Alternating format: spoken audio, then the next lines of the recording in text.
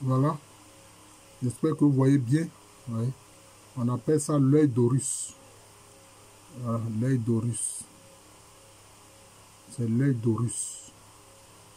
Mais pour le triangle avec l'œil à l'intérieur, nous allons commenter ça et cela va faire l'objet d'explications. Ce qui est au-dessus là, c'est ça qui est l'œil d'Horus. Voilà. Alors, c'est très important. Hein? À quoi renvoie l'œil d'Horus? À quoi renvoie l'œil d'Horus?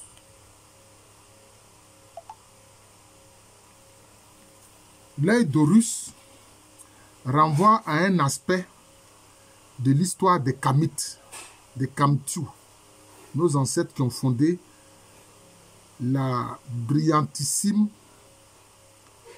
civilisation qu'on appelle la civilisation de l'Égypte antique ou de l'Égypte ancienne. Alors, Horus, c'est qui? Horus, c'est le fils d'Osiris. D'ailleurs, le nom, il y a le nom en Ani qu'on appelle Asri. Il y a certains qui s'appellent Asri en Ani. Osiris, Asri. Osiris, c'est l'homme juste. C'est l'homme juste divinisé. D'ailleurs, il a été tué par l'homme, symbole de malfaisance, de cruauté, de méchanceté, qui est son frère Seth. Son frère Seth. Et Horus est le fils d'Osiris. Osiris est devenu l'homme juste, divinisé, qui juge les âmes humaines dans la salle des deux Maat, c'est-à-dire dans la salle où on juge les âmes des défunts. Les deux Maat, ça correspond à la vérité et à la justice. La vérité et la justice. C'était d'ailleurs sur ces deux points-là que la gouvernance dans l'Égypte antique se faisait et la gouvernance en Afrique en général se faisait. C'est pour ça que chez les Akans, le tabouret rectangulaire est appelé Sessédia ou bien Sessébia. C'est ce qui est juste. Donc on s'appuie sur la justice pour gouverner. Ce n'est pas une affaire de démocratie. S'il y a démocratie et puis il n'y a pas de justice, ça sert à quoi? Vous avez élu quelqu'un, mais finalement qui se révèle être un tyran. Voilà, il se révèle être un tyran. Ça sert à quoi? Voilà le problème. Donc nos ancêtres, la norme, c'est la vérité et la justice. Et donc, son fils, Osiris, dont le fils est Horus, il va venger son père. Il va venger son père en obtenant la victoire sur son oncle Seth, qui est en fait le frère de son père Osiris. Son oncle Seth symbolise le mal et on les appelle les coalisés de Seth. Hein, des gens qui suivent Seth et qui font le mal, qui pratiquent le mal. Horus va être victorieux de Seth, hein, celui qui pratique le mal, hein, et dont les esprits maléfiques sont Apophis, etc. Apophis qui est représenté comme un reptile géant. Voilà. Donc vous voyez, et tout ça, reptile géant, ça se voit dans le christianisme, avec le dragon de l'Apocalypse. Maintenant, vous avez vu l'œil d'Horus, je vous l'ai présenté tout à l'heure. Je vous ai présenté tout à l'heure l'œil d'Horus. Hein, je vous ai présenté l'œil d'Horus. Voilà. Je vous ai présenté tout à l'heure l'œil d'Horus. Vous avez le temps de regarder. Vous voyez que c'est un seul œil. On représente un seul œil. Pourquoi? Parce que dans le combat d'Horus contre Seth, il a un œil qui a été blessé. Il a un œil qui a été blessé, qui a été endommagé par Seth le malfaisant. Et vous allez remarquer que des artistes ou bien des hommes politiques, ils font ce geste de fermer comme ça un œil. Ils ferment un œil. Comme pour dire que eux, ils sont victorieux comme Horus. Mais en fait, cette façon de faire là renvoie à des loges. Ce sont des loges maçonniques qui font ça. Ceux qui font ça là, ils sont dans des loges maçonniques. Hein, pour présenter un œil comme s'ils sont victorieux à la suite d'Horus. À la suite d'Horus qui a été victorieux des coalisés des forces du mal. D'ailleurs, Horus sera roi de l'Égypte antique. Et Horus est symbole de royauté. Horus est symbole de royauté. Est-ce que ceux-là veulent dire qu'eux aussi, ils sont rois? Ils sont dans des loges. Pour moi, je ne sais pas, mais bon. Je ne pense pas que ceux qui sont dans les loges sont victorieux. Non. Et donc, vous avez vu la deuxième image où le même œil est à l'intérieur d'un triangle. On met ça cette fois-ci à l'intérieur d'un triangle. Ils ont ajouté le triangle. Et maintenant, très souvent, c'est avec les loges maçonniques qu'on voit ça. D'ailleurs, ceux qui sont francs-maçons, vous remarquerez souvent sur le fronton de leur maison, ils mettent le triangle avec un cercle au milieu ou bien un demi-cercle au milieu. Ça renvoie toujours à la même idée.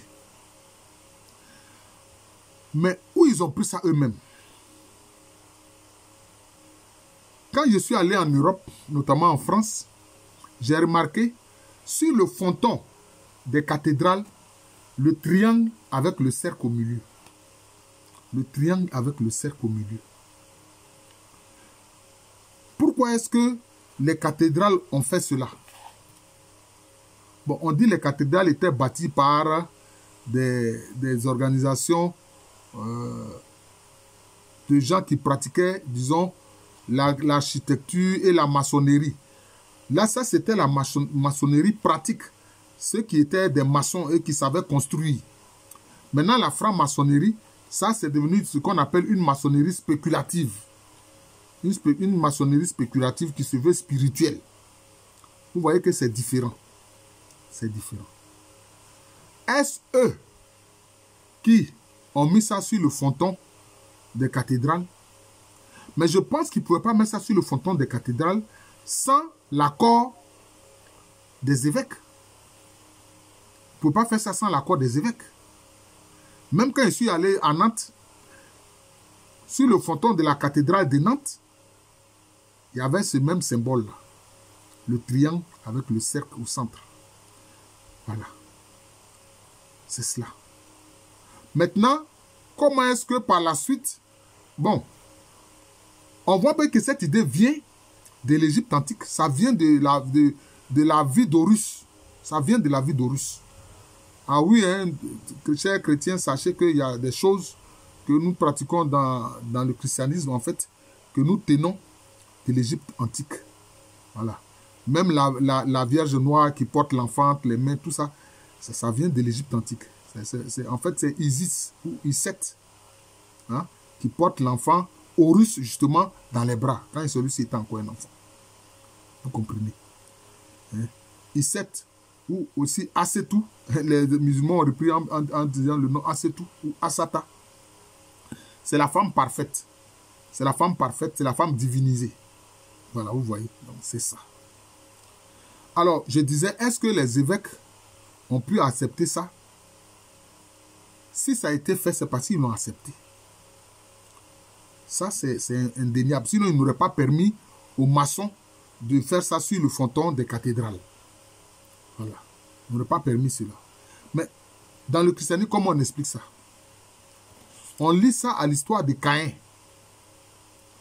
Hein, Caïn, qui est le premier fils d'Adama, Adam. Adama, ça veut dire terre rouge. Ça ne veut pas dire un homme blanc, blond aux yeux bleus. Non, non, non. Ça veut dire terre rouge. Est-ce que la terre rouge, ce n'est pas la latérite? On a plus de... sur quel continent on a le plus de latérite? C'est en Afrique ici. Et à juste titre, les archéologues et les paléontologues ont découvert que le lieu de la terre où on trouve les ossements humains les plus anciens, c'est en Afrique, notamment dans la Rift Valley, dans la vallée du Nil de l'Omo. Voilà.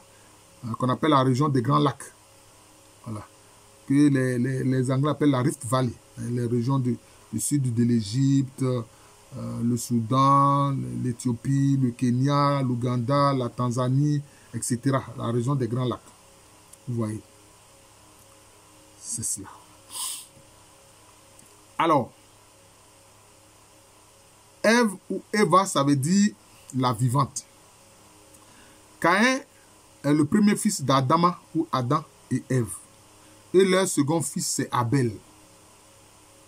il est dit dans le livre de la Genèse que Caïn était un agriculteur et Abel était un pasteur, un éleveur. Caïn a fait ses offrandes, Abel a fait ses offrandes, chacun selon ce qu'il pratique comme métier. Caïn a offert les produits de la terre, Abel a offert les petits de ses cheptels.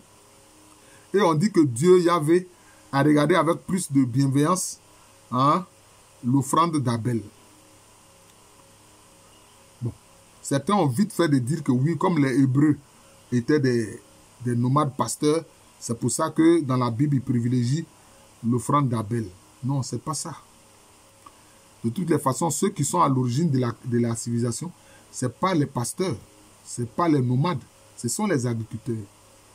La civilisation de l'Égypte antique, c'est une civilisation agraire. C'est ceux qui pratiquaient l'agriculture. Voilà. Parce que les nomades, ils ne font pas de maison. Eux, ils ont des tentes. Et puis, ils se déplacent en permanence. Voilà. C'est pour ça que les anciens Égyptiens, les Kémites, les appelaient les Amous. Ils appelaient les nomades les Amous, les errants. Ça veut dire errant. Amou, ça veut dire errant. Donc, comme je dis dans la Bible, c'est lié à l'histoire de Caïn. Caïn était mécontent de ce que Yahvé Dieu a regardé avec plus de faveur l'offrande d'Abel et il a assassiné Abel. Bon, moi je pense que c'est parce que même Caïn était jaloux d'Abel. C'est pour ça que Dieu n'a pas aimé. C'est pas que Dieu n'a pas aimé, mais Dieu voulait l'amener à changer d'attitude. Voilà. Le regard de Dieu, même quand ce regard vous fait des reproches, c'est pour que vous reveniez dans le droit chemin. Mais Caïn n'a rien compris. Lui, au contraire, s'est enfoncé dans le mal en allant assassiner son frère Abel. C'est ça. Or, les produits de la terre, ce sont des produits importants. Ce sont des produits importants.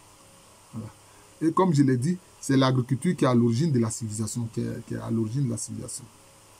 Et donc, par rapport à cet événement qui est décrit dans le livre de la Genèse, dans la Bible, on dit que après que Caïn ait assassiné Abel, il avait comme l'impression qu'il y avait un œil qui le suivait partout où il allait. Un œil suivait Caïn là où partout il allait. Comme si cet œil lui reproche la culpabilité du meurtre qu'il a commis. Voilà. D'ailleurs, qu'est-ce que dans ce récit de la Bible, je ne fais pas du prosélytisme, mais je vous décris ce qui est dit dans le livre de la Genèse. Vous pouvez aller vérifier. Yahvé Dieu a dit à Caïn, qu'as-tu fait? Le sang de ton frère Abel crie et monte jusqu'à moi. Le sang de ton frère que tu as versé là, ça crie et ça monte jusqu'à moi. D'ailleurs, les disciples de Jésus, les chrétiens ont dit, le sang de Jésus crie plus fort que celui d'Abel. Le sang de Jésus crie là, ça crie plus fort que celui d'Abel le juste. Voilà, c'est ce qui est dit. Vous comprenez? Et donc, cet œil qui regardait Caïn pour lui montrer sa culpabilité, on dit que c'est ça qui est représenté sur le fronton des cathédrales avec le triangle et avec l'œil au centre du triangle. Ça peut être représenté par l'œil même ou bien par un cercle. De toute façon, dans l'œil, il y a le cercle. L'œil aussi forme un cercle. Voilà, c'est ça. Voilà comment c'est expliqué. Mais je pense qu'on voit l'origine. On voit l'origine de cette idée-là, de l'œil. Ça vient de l'histoire d'Horus, qui est un personnage qui symbolise la royauté, qui a été vainqueur des forces du mal, qui a été vainqueur de Seth, qui, avec ses coalisés qui sont la force du mal. Voilà. C'est ça. Et l'Église a repris ça. Et aujourd'hui, et depuis que la maçonnerie existe, la maçonnerie en réalité a été créée au XVIIe siècle. Et ils veulent se rattacher au mystère de l'Égypte, à l'histoire de l'Égypte. Mais non, la maçonnerie est née au XVIIe siècle. C'est pour ça que leur principal rituel, c'est quoi? C'est le rituel ancien écossais accepté. C'est le rituel écossais accepté. C'est au XVIIe siècle. Leur rituel principal, ça vient de l'Écosse, au XVIIe siècle. Voilà. Et maintenant, c'est eux qui souvent, sur le fronton de leur... comment ils appellent ça? De leur... de leur loge, voilà, de leur loge, voilà, il y a ce symbole du triangle avec l'œil au milieu. C'est vrai, dans l'iconographie chrétienne d'Europe, je précise d'Europe, notamment catholique, pas orthodoxe, mais catholique, quelquefois on représente le Père Céleste comme un homme qui a un triangle comme ça, au niveau de la tête. Il a un triangle comme ça au niveau de la tête. C'est comme ça que le Père Céleste est représenté dans l'iconographie chrétienne catholique d'Occident, de l'Europe. Voilà, de l'Europe. Les chrétiens orthodoxes ne représentent pas le Père. Ils représentent le Saint-Esprit, ils représentent le Christ, ils représentent la Vierge Marie. Ils n'ont pas l'habitude de représenter le Père. Non, non. Voilà. Mais dans l'église d'Occident, l'église catholique, enfin, l'église d'Occident, d'Europe, de l'Ouest, en tout cas, c'est comme ça. Voilà. Mais on voit quelle est l'origine de l'œil qui est représenté. Ça vient d'Horus. Voilà. Donc c'est ça. Mais, comme j'ai dit, ça a été récupéré par la franc-maçonnerie spéculative. On dirait simplement la franc-maçonnerie ou la maçonnerie spéculative. Voilà. Ben, je suis le professeur Alou Kwamberemi.